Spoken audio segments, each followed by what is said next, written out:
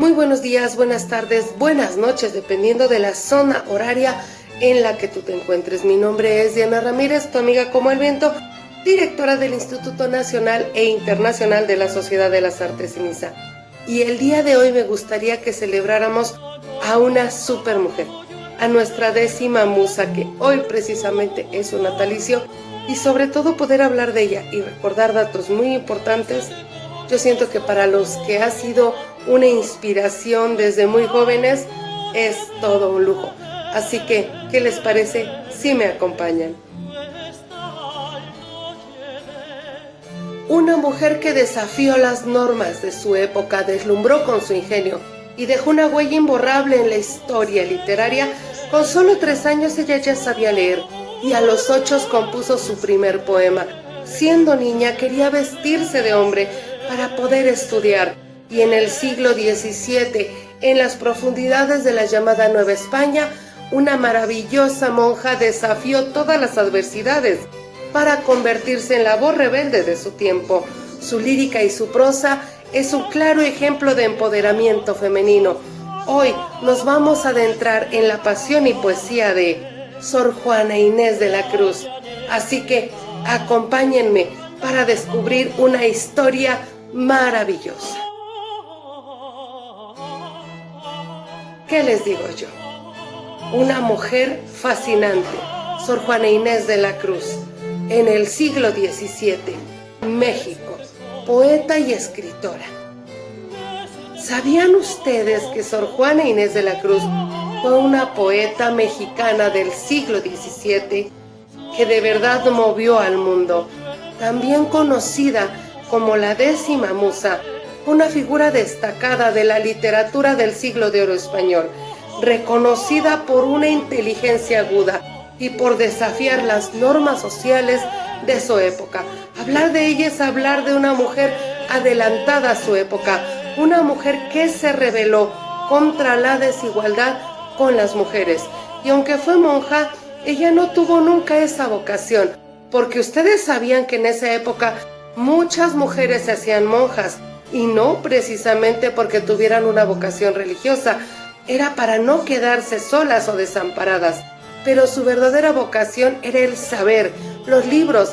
Aprendió aritmética, historia, filosofía, música, derecho. Juana decía: no estudio por saber más, sino por ignorar menos. Su obra literaria es extraordinaria porque en ella dota a la mujer de un yo poético femenino, o sea, la mujer es el elemento activo en la relación amorosa, en la relación con este mundo. Pero hagamos un poco de historia. Juana Inés de Asbaje Ramírez de Santillana nació en San Miguel de Nepantla, Estado de México, en una época en la que se llamaba Nueva España. La fecha de su nacimiento oscila desde 1648 hasta 1651, pero no está bien confirmado. Aunque se tienen muy pocos datos de sus padres, sabemos que ella fue la segunda de las 3 hijas que tuvieron Pedro de Asbaje y Vargas y de Isabel Ramírez de Santillana, todas ellas hijas ilegítimas porque fueron concebidas fuera del matrimonio, ya que sus padres no estaban casados, y esto además siempre trató ella de ocultarlo. Desde muy niña demostró unas aptitudes intelectuales fuera de lo común. Entraría un poco dentro de lo que hoy denominamos una niña prodigio. Como les decía cuando empezamos, aprendió a leer y escribir con tan solo 3 años, y al tomar las lecciones con su hermana mayor a escondidas de su madre, o como lo cuenta ella misma. No había cumplido los 3 años de mi edad, cuando enviando a mi madre a una hermana mía, mayor que yo, a que se enseñase a leer en una escuela para niñas, y viendo que le daba lección, me encendí en el deseo de saber leer, y engañé a la maestra, diciéndole que mi madre ordenaba que me diese lección a mí también. Y es que podía conmigo más el deseo de saber qué de comer. Y así es, porque Juana leía y aprendía sobre todo lo que ella podía. Pero fíjense lo que ella era muy exigente con ella misma, ya con su aprendizaje, porque cuando estudiaba una lección, cortaba un pedazo de su propio cabello si no la aprendía correctamente, pues como ella misma cuenta en esos versos, no me parecía razón que estuviese vestida de cabellos, cabeza que estaba tan desnuda de noticias. Su afán por saber era tal que, siendo niña, intentó convencer a su madre de que la enviara a la universidad vistiéndose de hombre, como ella misma decía, mudándose el traje, pero no convenció a su mamá, ni tampoco logró cambiar esa injusticia social para ella. El universo intelectual de Juana es tan enorme que le permite amoldarse así a los diferentes momentos vitales, a los diferentes cambios. Uno de ellos, la separación de sus padres y el cambio de su vivienda. Juana y sus hermanas quedan bajo el sustento de su madre y se van a vivir a la casa de su abuelo materno. Allí aprende la lengua indígena náhuatl, que incorporó a sus creaciones poéticas, mostrando así una mezcla única de cultura en su literatura, hasta llegar a la edad de 15 años, cuando ella se traslada a la capital. Es el año 1664 y comienza su periodo en la corte virreinal, un periodo que terminará con su ingreso a la vida religiosa. Pero vámonos más despacito. Juana ingresó a la corte virreinal, donde su intelecto atrajo la atención de figuras prominentes de todo el mundo intelectual, pero eso sí tuvo que demostrarlo, y lo tuvo que hacer delante de un montón de eruditos que le examinaron, y evidentemente superó el examen en excelentes condiciones. Los virreyes estaban encantados con esta niña protegida, en especial la virreina Leonor de Carreto, quien se convirtió en una de sus más importantes mecenas y primera protectora de nuestra joven poeta. ¿Qué les digo yo? Una vida impresionante. Allí, como dama de compañía de la virreina, la adolescente Juana desarrolla su intelecto y sus capacidades literarias. Escribe sonetos, poemas, elegías fúnebres, todas ellas muy bien recibidas en la corte. Cuando Juana tiene 16 años, llama la atención del confesor de los virreyes, que era el padre Núñez de Miranda, quien, a saber que nuestra poeta no deseaba casarse, pues le propone entrar en una orden religiosa. Y es que, como se los decía yo en el inicio, muchas mujeres en pleno siglo XVII tomaban esta decisión para salvaguardar su tiempo y salvaguardar su libertad. Quedarse en la corte presuponía casarse, y eso no iba con ella. Ella decidió tomar los hábitos para poder cultivando su intelecto, y llegó a escribir poesía, obras de teatro, prosa, y pudo ahondar en sus conocimientos musicales, científicos y astronómicos. Todo esto en una época de clara actitud misógina en la educación de la mujer. Así lo expresó Juana Inés. Entré a ser religiosa porque para la total negación del matrimonio era lo menos desproporcionado y lo más decente que podía elegir en materia de la seguridad que deseaba de mi salvación. Quería vivir sola, no tener ocupación obligatoria que embarazase la libertad de mi estudio, ni impidiese el sosegado silencio de mis libros. Queda claro que la verdadera vocación de esta maravillosa mujer eran los libros. Así pues, ingresa en la Orden de San Jerónimo y pasa a vivir en una celda de 2 pisos. Esa celda se convirtió en punto de reunión de poetas e intelectuales, y ahí permaneció el resto de su vida, pues sus estatutos le permitían estudiar, escribir, celebrar tertulias, incluso recibir visitas, como por ejemplo las de Leonor de Carreto, su primera mecenas, que nunca dejó esa amistad con la poeta. En esta celda llevó a cabo experimentos científicos, reunió una nutrida biblioteca de libros y compuso también alguna obra musical. Escribió alguna obra teatral como Amores más laberinto, las que exploraba con temas como el amor, la sociedad y el papel de las mujeres en una sociedad barroca profundamente patriarcal.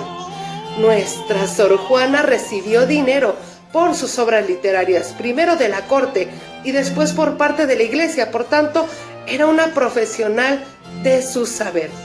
En 1674, los virreyes son relevados de su cargo y al poco tiempo fallece la virreina Leonor de Carreto, su protectora. A ella le dedicó una hermosa elegía. Llegan nuevos tiempos con los nuevos virreyes, los cuales también apoyaron la tarea de Sor Juana Inés como escritora. Este virreinato coincide con la época dorada de la producción literaria de Sor Juana y también sirve para vislumbrar su faceta como administradora del convento. Sor Juana desarrolla una gran labor como poeta principalmente, y en esta obra lírica la mujer por vez primera deja de ser el elemento pasivo y se incorpora con su propio yo poético, dando así ejemplo de virtud, de firmeza y de valor. En sus obras los personajes femeninos son inteligentes, son capaces de conducir su destino pese a todas las dificultades que se suponía la condición de ser mujer en estos tiempos. Uno de sus poemas más famosos es la sátira a los hombres necio, en la que señala la hipocresía de los hombres seductores, o como dice la propia Sor Juana Inés: hombres necios que acusáis a la mujer sin razón, sin ver que sois la ocasión de lo mismo que culpáis. En realidad, pues se decía que la mayoría de los filósofos hispánicos coinciden en que Sor Juana abogó por la igualdad de los sexos y por el derecho de la mujer a adquirir conocimientos. Pero bueno, vamos viendo más sobre la vida de ella, porque con el segundo virreinato, Sor Juana Inés empieza a vivir una historia muy intensa, una historia que ha levantado muchos rumores. Su relación neoplatónica con la nueva virreina, María Luisa, la condesa de Paredes, la Lisi de sus poemas, una mujer que ocupó un lugar muy importante en su vida, convirtiéndose en protagonista de algunos de sus poemas de carácter amoroso. En uno de estos poemas amorosos, a su amada Lisi, Sor Juana Inés escribe: este amoroso tormento que en mi corazón se ve, sé que lo siento y no sé la causa por qué lo siento. Siento una grave agonía por lograr un devaneo que empieza como deseo y para en melancolía. Y cuando con más terneza mi infeliz estado lloro, sé que estoy triste e ignoro la causa de mi tristeza. Siento un anhelo tirano por la ocasión a la que aspiro, y cuando cerca la miro, yo mismo aparto la mano, porque si acaso se ofrece, después de tanto desvelo, la desazón al recelo o el susto la desvanece. El amor heterosexual se presupone, no así el homosexual. María Luisa se convierte en su gran apoyo y en la segunda gran mecenas de su arte. ¿Qué les digo? Maravillosas mujeres para su época. Es en esta época cuando Sor Juana realiza, por encargo de la condesa de Paredes, unos poemas que probaban el ingenio de sus lectoras. Eran conocidos como enigmas. Estaban relatados para un grupo de monjas portuguesas aficionadas a la lectura y también para grandes admiradoras de la obra de Sor Juana.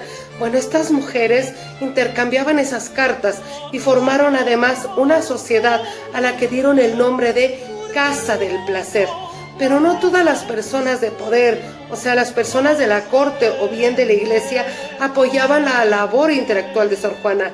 No, también tenía detractores, personajes que le reprochaban constantemente que frecuentara tantas personalidades de la época, que se ocupara tanto de los temas mundanos y no únicamente de los temas religiosos. Estos personajes tomaron mayor autoridad cuando cambiaron de nuevo a los virreyes.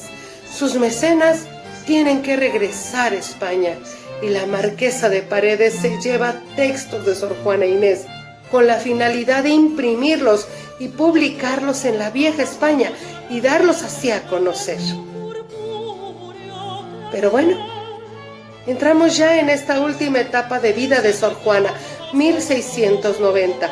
Poco se conoce de esta etapa en la vida de Sor Juana, aunque uno de los testimonios más valiosos lo encontramos en su propia voz escrita, en la llamada Respuesta Sor Filotea de la Cruz, en donde defiende su derecho como mujer a poder estudiar.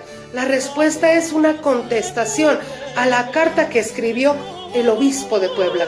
El obispo de Puebla utilizó en este prólogo el seudónimo de Sor Filotea de la Cruz, y en este prólogo, reconoce el talento de Sor Juana Inés, pero le recomienda que se dedique a la vida monástica, más acorde con su condición de monja y mujer, y que deje de lado la reflexión teológica y filosófica, un ejercicio reservado para los hombres.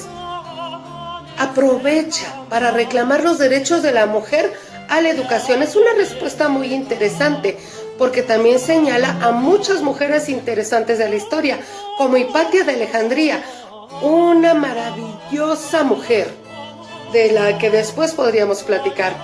Poco después de esta publicación, ella empieza a declinar su arte ya como escritora. Son muchas las voces que han apuntado a una conspiración misógina tramada en su contra. Fue condenada no tan solo a dejar de escribir, sino también condenada a deshacerse de su biblioteca y de su colección de instrumentos musicales y científicos.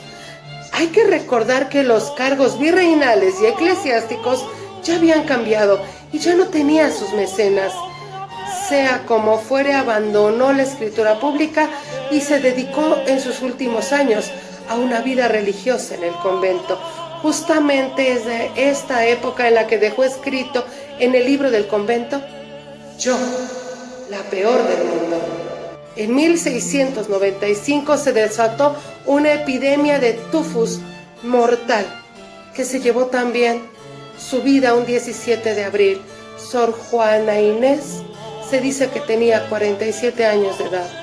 Desgraciadamente, su obra cayó en el olvido en el siglo XVIII. Fue menospreciada por la mayoría de críticos en el siglo XIX, pero ya en el siglo XX se revalorizó y a colocar en su digno lugar. Y de esta manera es como debemos de ver, cómo recordamos hoy a Sor Juana. Tenemos su legado literario, un legado que va más allá de sus contribuciones literarias como símbolo de lucha por igualdad y el derecho a la educación de las mujeres. Hay que comentar que en 1978, durante unas excavaciones en la Ciudad de México, se hallaron sus supuestos restos, pero en la actualidad no se ha podido corroborar su autenticidad.